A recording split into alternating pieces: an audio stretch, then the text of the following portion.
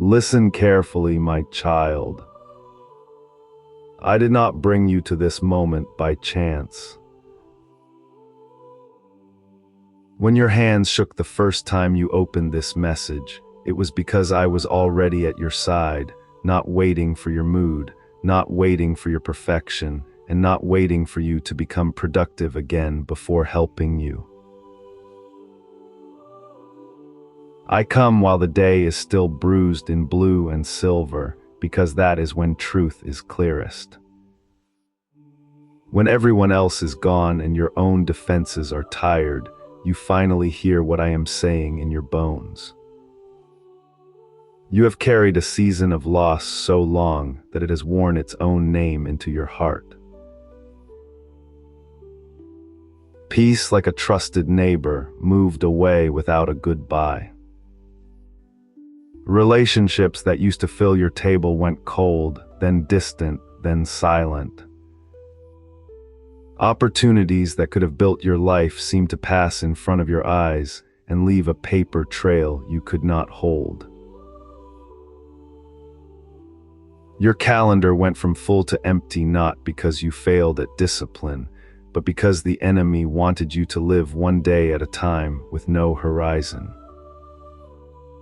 I saw the way your jaw tightened every time the phone buzzed. Sometimes it was the job rejection. Sometimes the message from someone who had promised loyalty. Sometimes just the sound of nothing. You are not the first to think this is random. You do not ask for cruelty, yet cruelty keeps arriving as if delivered by an unseen courier. The words were subtle at first. You should have taken that safer offer. You are doing this wrong. Nobody can trust you for long. I know each sentence because everyone was planted with precision. Do you remember when your own confidence began to sound like doubt? That was not your voice. That was fog, and I was pushing against it. I have seen what was taken from you, the confidence in your paycheck, the sleep you owed your body, the laughter that used to come easy in your home, and the certainty that if you work hard enough, tomorrow would look like yesterday, only better. Then came the day you learned to hide your good news because you feared people would be disappointed when the next week broke your plans. The grief did not come in one thunderclap. It moved like winter rain, drop by drop, until one morning you woke and found your interior weather ruined. You kept functioning. That is what impressed me most. When you whisper, "How could this be allowed?" You are not questioning me. You are asking me for proof that you are not invisible. I hear that question in every kitchen with midnight dishes, in every hospital hallway, in every office where a hopeful woman sits with a resume folder and a shaking phone. I do not dismiss that question. I answer it by saying, your season of loss is not the final chapter. It is a furnace before sunrise. I know because I spoke of it long ago through Joel. I will restore to you the years the locust has eaten. Do not shrink that down into a soft phrase. Hear it like a promise carved from iron. I am not promising a patch, a little compensation, or temporary comfort. I am promising recovery of what was consumed before your eyes. Years that were not allowed to rest became a debt to your future. I am settling that debt in full measure. You might picture restoration as finding cash you spent. Sometimes it is that. Sometimes it is health. Sometimes it is marriage. Sometimes it is a door you thought rusted shut, now opening from the other side. But restoration is deeper than events. It is me reordering how you read your story. The years eaten were not erased by my decree. They are restored by my timing, with every hidden bruise transformed into instruction, and every setback melted into character you did not know you were gaining. You asked why good people were taken away from your life.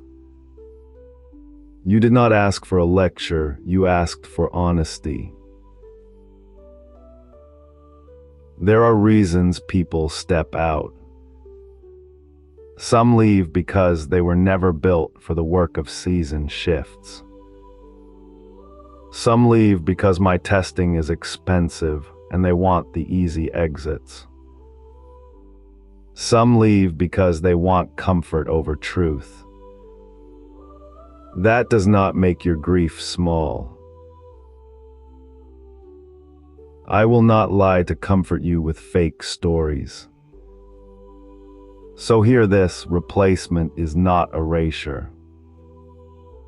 The ones who abandoned your path are not the whole story.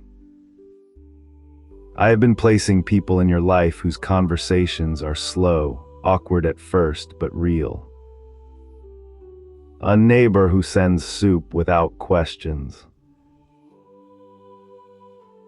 A coworker who says, "I can take half your shift while you catch your breath." A sister in the back pew who remembers your name without asking for a reason. These are not random. I replace empty rooms with living shelter. There is more.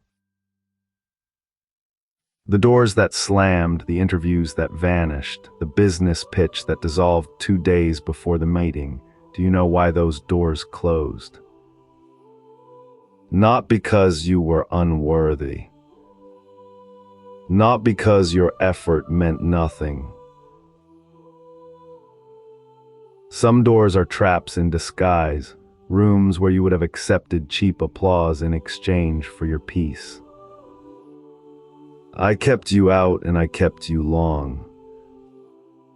I did not apologize for the delay because delayed is not lost when I am still building the foundation beneath your next chapter. What looked like stagnation was architecture. Let me explain my timing in language your panic can hold. You are not in delay. You are in preparation. Think of a potter spinning clay through the night, not because the vessel is late, but because a crack in the first firing has to reveal where the shape needs strengthening. I have not forgotten your timeline. I have stretched it because the life I planned for you is not a rental arrangement. Every tear you cried in the dark hours has not vanished into nothing. I have planted each one in the deep soil where stubborn hope grows when pride fails. You wanted proof first, but proof in this world often comes from fruit after you believe long before it appears. Keep breathing. Keep listening. This is the part that separates the faithful from the exhausted, not perfection, not dramatic signs, but refusing to let bitterness become your identity while your spirit is being restored. Do not feed bitterness its daily bread. I know it asks to be your companion because it sounds like justice. Stay angry, it says, until everything is explained. But bitterness does not restore. It corrodes the very room where joy must live. Choose outrage where it protects your boundaries and truth. Choose calm where it protects your peace. Let your indignation become prayer, not poison. And another warning, do not measure your path by the brightness of someone else's life. You saw others post their victories as if joy never leaves a room. Do not let comparison become your second wound. Their day is not your day. My plans are not a race between neighbors. They are an inheritance between you and me. If you keep counting what others have, you surrender your own account ledger to panic. Lift your eyes from social mirrors. Look to the horizon. I am moving behind the city lights. Now the clock is reaching the final stretch before dawn, and I want you to know this clearly. No one is stealing your season forever. The scales have already begun to move. You may not feel the tilt in your bones yet, but in heaven the decision is already made. Every humiliation you swallowed becomes testimony. Every empty weekend becomes room. Every fear-driven choice you postponed because you were afraid to risk again is now a seed of resilience. Let your hands do this with me. Tonight, while the sky still holds back light, place one hand over your heart and one hand over your knees. Say out loud, not to perform, but to align, I refuse to live by the enemy's timetable. I receive what was taken and restored by the one who saves me. If your mouth feels dry, still say it. If your voice trembles, still say it. If you cry, cry through it. I hear each syllable as much as each breath. I once gave you a simple invitation in another season. Respond with a word. Do the same now in this hour. Type I am ready in your heart, wherever your heart keeps things private. This is not a magic charm. It is a declaration that you will stop bargaining with fear and start walking toward what I am doing. You are choosing witness over surrender. I am also commanding your nights to change. Sleep is not a punishment. When you lay down tonight, do not sleep like a person waiting to be punished again in the morning. You will sleep as one under protection. If images come up from the old pain, speak them back to me and let them pass out the door.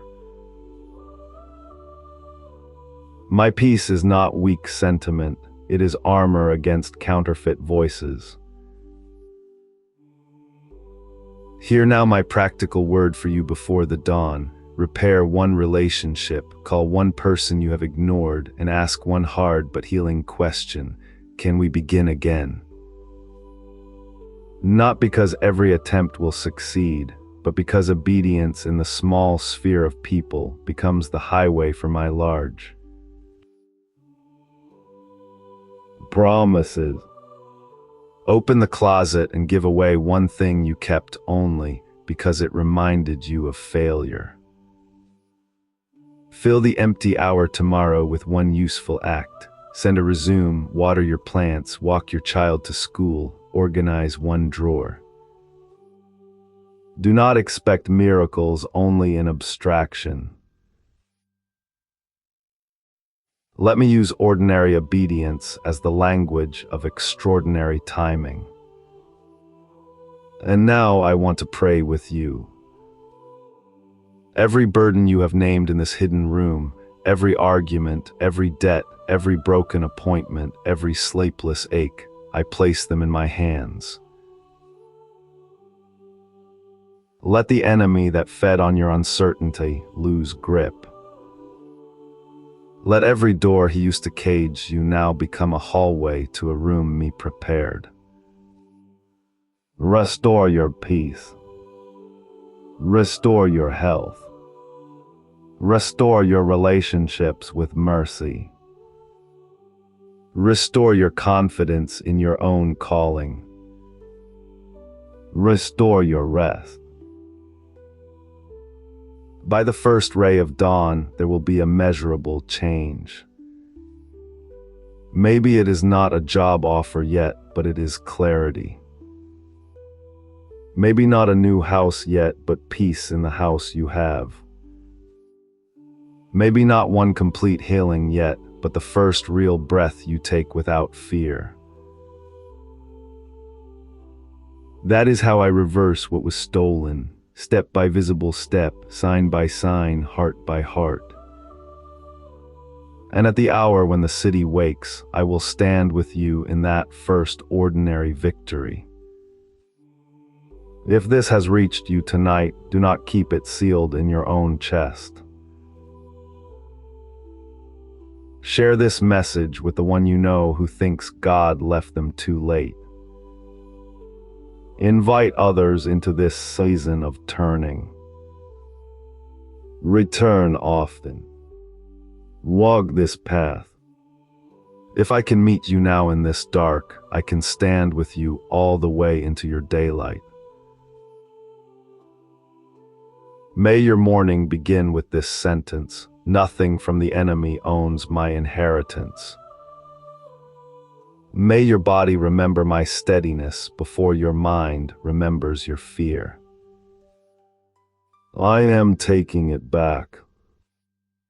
Everything the enemy took is moving toward me to be returned. Walk forward now, child. The dawn belongs to you.